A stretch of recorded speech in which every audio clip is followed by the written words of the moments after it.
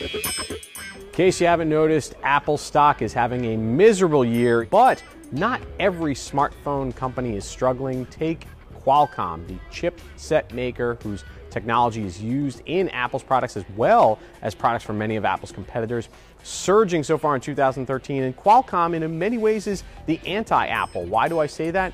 People are criticizing Apple for its $137 billion cash hoard and no great plans on what to use it for. Qualcomm, with a mere $13 billion in cash, a tenth of what Apple has, announcing on Tuesday that it was boosting its dividend by 40% and announced also a new $5 billion share repurchase program.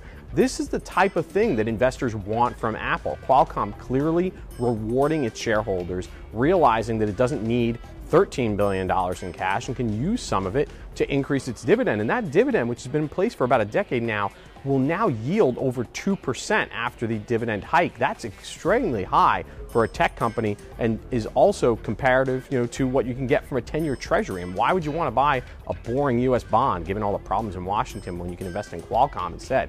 Qualcomm is just really a company that's hitting on all cylinders right now. What I think the investors are really most excited about is that it is not just a play on Apple, which you wouldn't want to be right now with Apple struggling. So Qualcomm's technology, obviously part of Google Android phones as well as many other devices, and I think that is why people like the stock so much right now. Smartphones still a growing business, even if Apple is starting to lose some luster.